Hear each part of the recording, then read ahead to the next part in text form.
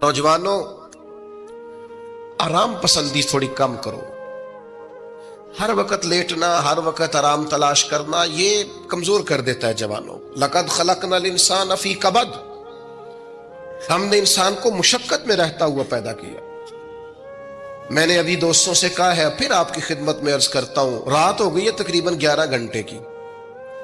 7 बजे शाह होती है और 6 बजे के बाद ही उमूमन सब जगहों पे फजर की नमाज होती है, तो 11 घंटे की रात बनती। बहुत ज्यादा भी डॉक्टर कहता है कोई सोए तो 8 घंटे सो ले, नींद पूरी है। अगर इशा के बाद मोबाइल करो जल्दी बंद, तो जरा सहरी में उठो, बंदा हो जवान और उठ के पड़े ताज्जुद, तो मजा नहीं आ जाता। और जो सहरी के वक्त दुआ का मजा है, जो दुआ की लज्जत है, नबी करीम अलैहिस्सलाम ने सुबह सुबह सैयदा पाक को आवाज दे के कहा, ये हमारी तालीम के लिए, फरमाया उठो, ये रब करीम से सवाल करने का वक्त है। पिछली रहमत, पिछली राती रहमत रब दी करे बुलंद आवाजा, ओ बख्शिश मंगन वाले कारण खुला जे दरवाजा। लेकिन हमारा मसला ये है कि जिस टाइम जागना है उस टाइम सोते हैं, जिस टाइम सोना है उस टाइम। एक गुजारिश तो ये है कि कोशिश करें इन रातों में तो कम से कम तहज्जुद पढ़ी जाए, और ये कोशिश करके देखें, मजा आएगा। और फिर इधर उधर लोगों को दुख बताने की बजाय ना, जब तहज्जुद की 2 रकते पढ़ ले तो सारा अपने रब की बारगाह में अर्ज कर दे, बोझ भी हल्का होगा दिल का, राज भी रखा जाएगा और करम भी हो जाएगा। और दूसरी गुजारिश ये है कि सरकार दो आलम अलैहिस्सलाम ने नौजवानों से कहा था, जवानों या निकाह करो या रोजे रखो। ये बड़े आसान दिन है रोजे रखने के लिए। रखें जी, आप लोग बैठ जाएं, अल्लाह आपको सलामत रखे, अल्लाह ताला बरकत दे। आप भी बैठ जाएं, अल्लाह ताला सबको बरकत अता करे। ये हुजूर के नाम की महफिल है ना जी, इसका अदब बहुत ज्यादा है। इसमें आप इस तरह खेलेंगे मोबाइलों के साथ तो ये वैसे ही अदब के खिलाफ। अल्लाह से 2-4 दोस्त बना लें, बाकियों को दे दें, काफी हो गया, लेकिन ये इस पे मसरूफ ना हो आप भाइयों।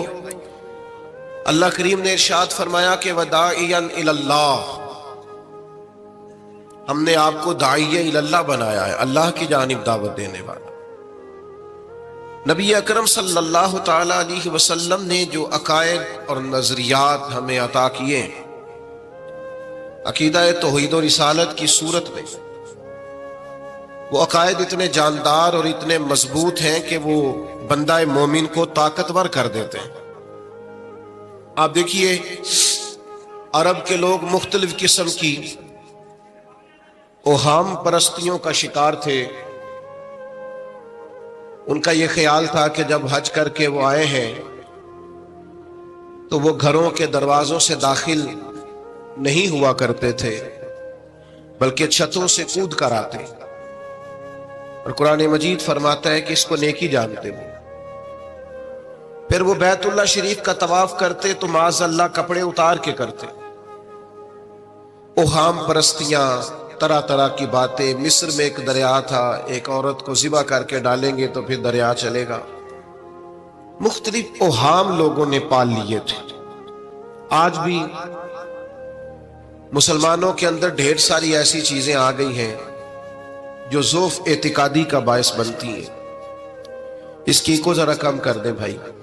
आप देखिए, लोग उलमा के पास नहीं जाते, बाबाओं के पास जाते। तावीज़, धागा, काला जादू, नीला जादू। जिस नौजवान का काम करने को दिल नहीं करता उसे जादू हो जाता है। और फिर ये कि काली बिल्ली रास्ता काट गई थी, और फिर ये कि मैं बाहर निकलने लगा तो किसी ने आवाज दे दी थी। अजीब किस्म की ओहाम परस्तियों का लोग शिकार है। नबी पाक सल्लल्लाहु ताला अलैहि वसल्लम दाइये इलल्लाह है। सरकार ने लोगों के नजरियात को पुख्ता किया। हुजूर अलैहिस्सलाम के फयूज़ात रूहानिया से लोगों के दिल ताकतवर होते थे। मजबूत फिक्रें, मजबूत अकीदे सरकार के वसीले से मुसलमानों को नसीब हुए। हम जैसे जैसे देखे ना, तसव्वुफ और तरीक में आपको अर्ज करूं, सूफिया किराम का असल मौजू अकीदा तौहीद है। असल मौजू इनका है। ये वो लोग हैं जो लोगों को सही मानों में तवक्कुल का صبر کا، شکر کا، قناعت کا، رجوع اللہ کا سبق دیتے ہیں. اصل موضوع ہی ان کا ہے. لیکن اب چونکہ صوفیاء کی جماعت میں وہ لوگ اللہ ماشاءاللہ خال خال رہ گئے، اور پھر یہ کہ بیٹھ گئے تعویذ دھاگے دینے والے، زاغوں کے تصرف میں، عقابوں کے نشے من. نتیجہ اس کا بڑا خطرناک برآمد ہوتا ہے. مضبوط فکریں، کبھی آپ اس روایت کو دیکھیں اور یاد کر لیں نا تو یہ بڑا نفع دیتی ہے. نبی کریم علیہ السلام نے حضرت عبداللہ ابن عباس رضی اللہ تعالیٰ عنہ سے فرمایا، عبداللہ، ساری دنیا مل کے تیرا بھلا کرنا چاہے کر نہیں سکتی جب تک رب نہ چاہے. اور فرمایا سارے دنیا دار مل کے تیرا کچھ بگاڑنا چاہیں بگاڑ نہیں سکتے جب تک رب نہ چھوڑ دے بیٹا آپ، جب تک اللہ نہ چاہے. تو پھر رجوع تو اللہ کی جانب کرنا چاہیے. نبی اکرم صلی اللہ تعالی علیہ وسلم نے اپنی امت کو توانائی اس بات سے دی کہ اللہ ہمارے ساتھ ہے. آپ دیکھیے فکری تندرستی کتنی زیادہ ہے کہ 1000 کے مقابلے میں 313 لوگ ہیں. نہ اسلحہ پورا ہے، نہ گھوڑے پورے ہیں، نہ خوراک پوری ہے، لیکن وہ میدانوں میں اس طرح لڑے ہیں کہ 1000 کو بھاگنے پر مجبور کر دیا. وہ ابو جہل نے جب کہا نا جاسوسوں سے کہ جاؤ پتہ کر کے آؤ، تو انہوں نے آ کے کہا وہ تو 313 لوگ ہیں، بچے بھی ہیں، بوڑھے بھی ہیں، چیز کوئی نہیں پاس. تو ابو جہل کہنے لگا پھر تو انہیں گھوڑوں کی پشتوں پر باندھ کے مکے لے جائیں گے، وہاں جا کے دیکھیں گے کیا کرنا ہے. تو جاسوس کہنے لگا سردار اگلی بات بھی سننا، ہے تو 313 لیکن جان ہتھیلی پہ رکھ کے آئے. جس کے خیمے کے پاس سے گزرے ہیں شہادت کی دعا مانگتے دیکھا ہے. ان کی آنکھوں سے چمکتی ہوئی روشنی اور ان کے لفظوں سے پھوٹتا ہوا ولولہ اور ان کی آوازوں سے نکلتا ہوا دبدبا کسی جگہ بھی انہیں کمزور نہیں ہونے دیتا. ان کے اندر کہیں بھی کوئی کمزوری نہیں آنے دیتا. غریبی کا نام لے کے سارا دن پریشان ہونا، غریبی کا نام لے کے اپنے آپ کو مظلوم ثابت کر کے لوگوں کو مدد پر اکسانا بندہ مومن کا یہ طریقہ نہیں ہے. اپنی توجہ اللہ کی جانب کرے، نبی رحمت علیہ السلام کی بارگاہ میں استغاثہ پیش کرے. لیکن دنیا داروں کو مائل کرنا، لوگوں کی جیبوں کی طرف دیکھنا، یہ مومن کی شان گردن کو جھکا دیتا ہے. خیرات کا پتھر جہاں میں مانگنے والوں کے سر کبھی اونچے نہیں ہوتے. اور غیرت ہے بڑی چیز جہانے تگو دو میں. بھائی آپ طاقتور بنے. دیکھیں نا ایک نوجوان نے آ کے حضور کی بارگاہ عالی مرتبت میں عرض کیا تھا، یا رسول اللہ صلی اللہ علیہ وسلم غریب ہوں کچھ دیجئے. تو حضرت جابر ابن عبداللہ رضی اللہ تعالیٰ عنہ فرماتے ہیں ہم نے حضور سے بڑا کچھ سنا، یہ لفظ نہیں لفظ لا، یعنی میرے پاس نہیں ہے، یہ ہم نے حضور سے سنا ہی نہیں. ایسا کوئی محبوب کہیں ہوگا نہ کہیں ہے، بیٹھا ہے چٹائی پہ مگر عرش نشیں ہے، اور ملتا نہیں کونین کو کیا کیا تیرے در سے، بس ایک لفظ نہیں ہے جو تیرے لب پہ نہیں ہے. اور یہ فاضل بریلوی رحمت اللہ علیہ کا انداز بھی دیکھیے، کہتے ہیں واہ کیا جود و کرم ہے شہ بتہا تیرا. اور یہ ذرا دیکھیے شعری ذوق دیکھیے، واہ کیا جود و کرم ہے شہ بتہا تیرا، نہیں سنتا ہی نہیں. نہیں کیا انداز ہے. اب یہ کیسی زبان ہے اور کیسا یہ محاورے کا استعمال ہے. جو شعری ذوق رکھتے ہیں وہ سمجھیں، کہتے ہیں نہیں سنتا ہی نہیں. کون؟ مانگنے والا تیرا. یا رسول اللہ آپ سے مانگنے والا نہیں سنتا، حضور عطا کرتے. اور ایک جگہ پہ فرماتے ہیں میرے کریم سے گر قطرہ کسی نے مانگا، دریا بہا دیے ہیں دربے بہا دیے ہیں. حضور تو دیتے، پر نوجوان نے جب آ کے عرض کی نا یا رسول اللہ صلی اللہ علیہ وسلم کچھ دیجئے، وہ جوان ہو، چڑھتی جوانی ہو، اور پھر وہ سوال کرے. ہمارے ساتھ ایک دوست پڑھا کرتا تھا، یہ 3 مہینے کی چھٹیاں ہوتی تھی تو وہ مستریوں کے ساتھ مزدور لگ جاتا. ہم نے اسے کہا یار تو مطلب 9th 10th کے اندر مزدوری کرنے جانا, تو کہندا سی یار میں قد میرا ایڈا بڑا ہے, ان ابا جی کو مانگ دیا شرم آؤندی. یہ سوچ نوجوانوں میں پیدا ہونی ضروری ہے. اب میں ابا جی سے مانگوں, مجھے تو دینا چاہیے. اس نے آ کے عرض کی یا رسول اللہ صلی اللہ علیہ وسلم کچھ دیجئے, تو حضور فرمانے لگے تیرے پاس کچھ بھی نہیں. اس نے کہا ایک پیالہ ہے میرے پاس گھر میں اور ایک کمبل ہے. اتنا غریب بندہ ہے کوئی محفل میں جس کے گھر میں ایک ہی پیالہ ہو, ایک ہی کمبل ہو؟ کوئی بھی نہیں اتنے بڑے مجمع میں. لیکن اگر کوئی ہماری غریبی کا رونا پوچھے تو میرا خیال ہے ہر تیسرا بندہ دوسرا بندہ غریب ہے, اور بڑا ہی غریب ہے. ایک پیالہ ایک کمبل. کریم نے فرمایا لے کے آؤ. وہ لائے تو محبوب فرمانے لگے کون خریدے گا؟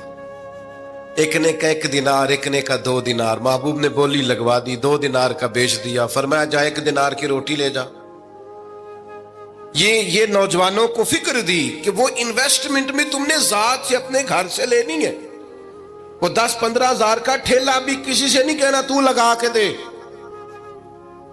جاؤ 1 دینار کا کھانا لے جاؤ, 1 دینار کا کلاڑا خرید کے لاؤ. صحابہ فرماتے ہیں وہ کلاڑا لایا, پر نصیب دیکھو اس کلاڑے میں دستہ نبی کریم نے اپنے دستے مبارک سے لگایا. فرمایا جا جنگل میں جا کے لکڑیاں کاٹ اور بیچ, کھا بھی اور کھلا بھی, پی بھی اور پلا بھی, 10 دن مجھے نظر نہ آنا. یارو یہ کیا بات ہوئی؟ مایوس رہنا, کمزور رہنا, فلانے نے میرے ساتھ تعاون نہیں کیا تو میں پیچھے رہ گیا, فلانے نے ہاتھ نہیں پکڑا. تو اپنی دنیا آپ پیدا کر, اگر زندوں میں خود جد و جہد کر, میدان میں اتر, ہمت کر. حضرت حسن بصری رحمت اللہ علیہ کے پاس ایک نوجوان نے آ کے عرض کی حضور بس آج کے بعد میں نے کام نہیں کرنا. فرمایا تمہیں کیا ہوا ہے؟ کہنے لگا آج میں نے عجیب منظر دیکھا ہے. میں نے دیکھا ہے کہ ایک شیر نے شکار کیا بکرے کا, آدھا کھایا ہے, آدھا منہ میں پکڑ کے پہاڑی پہ چڑھ گیا. وہاں ایک نابینا لومڑی بیٹھی تھی, باقی کا اس نے اسے کھلایا ہے. تو حضور میں یہ سمجھ گیا ہوں کہ جو رب اس نابینا لومڑی کے لیے بندوبست کرتا میرے لیے بھی کرے گا, لہذا میں نے کام نہیں کرنا. حضرت حسن بصری بڑا مسکرائے, فرمانے لگے کہانی میں کردار تو نے 2 دیکھے, ایک شیر ایک لومڑی. فرمانے لگے کیا بات ہے تیری, تو نے لومڑی بننے کا پروگرام بنایا, شیر بننے کا کیوں نہیں بنایا؟ تو شیر بننا, شکار کر, خود بھی کھا دوسروں کو بھی کھلا. یہ کیا بات ہوئی؟ امت کے جوان فائلیں لیے دفتروں کے چکر لگاتے اور اپنی بغل میں کاغذات لیے امبیسیوں کے پھیرے کاٹتے اور ایجنٹوں سے سوال کرتے کہ مجھے ملک سے باہر جانا ہے, کیا طریقہ ہے؟ یہاں رہ کے بھی محنت ہو سکتی ہے, اپنی مٹی پہ چلنے کا سلیقہ سیکھو. سنگ مرمر پہ چلو گے تو پھسل جاؤ گے.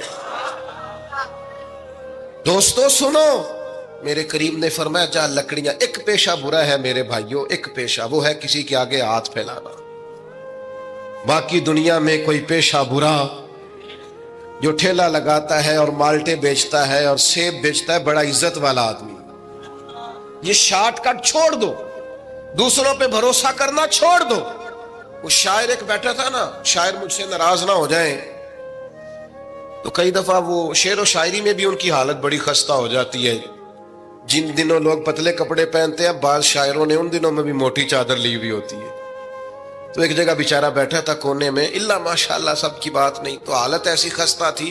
ایک بندہ 5 روپے پھینک گیا, تو تھا خوددار, بڑی تکلیف کو اٹھا اپنے پیسے. تو اس نے کہا آپ کی حالت بتا رہی ہے, آپ کو ضرورت ہے. اس نے کہا ضرورت پڑی تو اللہ رسول سے مانگوں گا, تیرے سے کیوں مانگوں گا؟ شعر بڑا قیمتی کہا. اس نے کہا یہ آرزوئے کرم اور میں آپ سے کروں, یہ آرزوئے کرم اور میں آپ سے کروں, یہ بھیک اس کو دیجئے جس کا خدا نہ ہو. میں تو وارث ہے میرے اللہ رسول, میں کو لاوارث ہوں کہ تیرے سے مانگتا پھروں.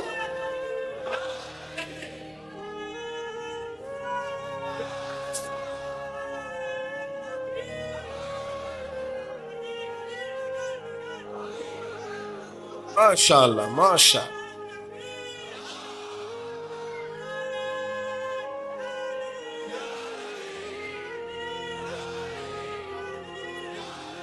بس ہم سمجھے ہماری قیمت وصول ہو گئی. اگر خودداری پر نوجوان نعرے لگانے لگ گئے تو پھر تو بات بن گئی. لگتا ہے محنت کا ارادہ بن گیا ہے. انشاءاللہ تعالی کشکول ٹوٹنے کا ٹائم آ گیا ہے. کرم کی برکھا برسے گی. یہی ملت کا جوان قیادت کرے گا. اور یاد رکھنا ہمیشہ قیادتیں غریبوں کے بچوں نے کی ہیں.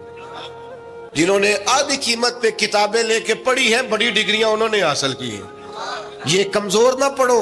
نبی پاک داعیہ اللہ ہے, حضور نے جگایا ہے. 15 دن نظر نہ آنا, مزدوری کر.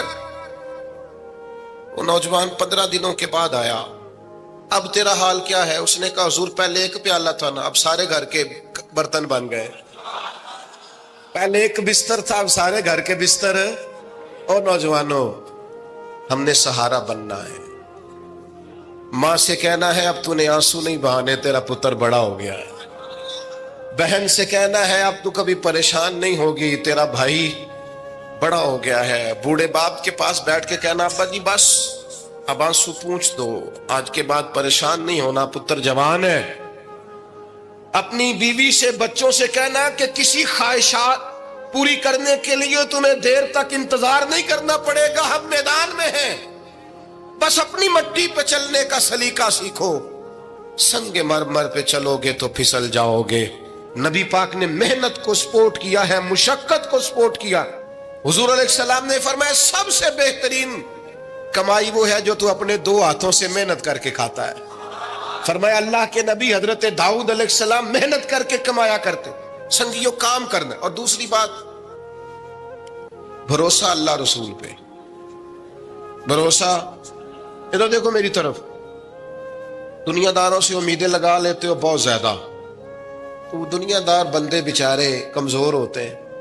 جی یہ الیکشن کے دن تھے, گزشتہ سے پیوستہ الیکشن جو گزرا ہے, تو میرا ایک پیار والا دوست بھی ایک ایم کے امیدوار کا بڑا ووٹر سپورٹر تھا.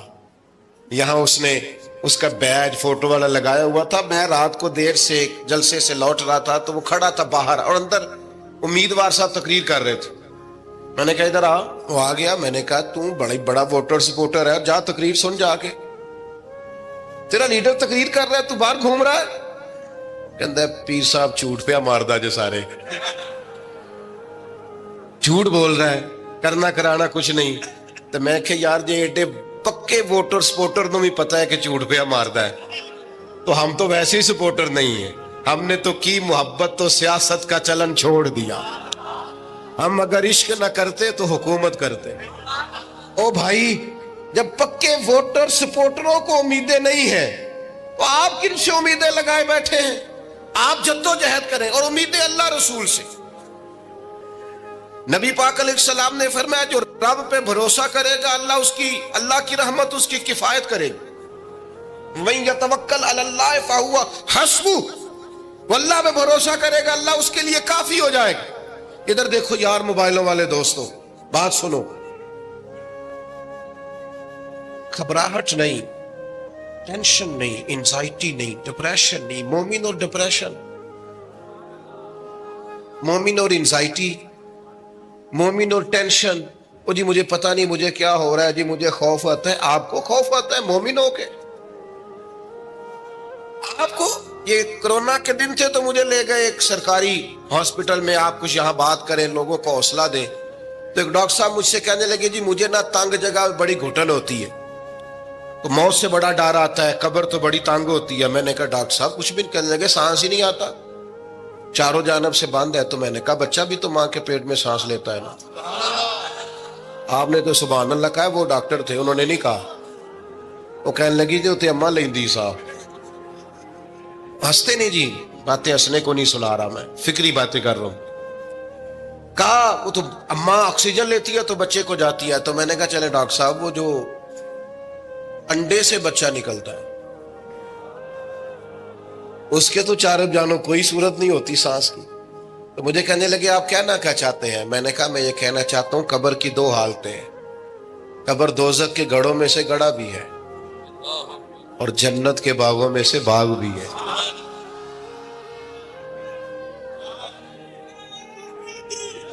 سنو یار، اللہ آپ کو خوش ہو. ماشاء اللہ. سنیں جی سنیں، میں نے کہا اگر کسی کا یہ ذہن بن جائے کہ مرنے کے بعد میں نے باغ میں جانا ہے، 1 منٹ کے لیے سوچو نا یار. یعنی ادھر قبر بند ہوئی تو نیچے باغ، اور باغ بھی معمولی نہیں، جنت کے باغوں میں سے باغ. اور باغ ایسا شاندار جس میں آنکھ کھلی تو پہلی زیارت ہی مدینے والے معبود کی.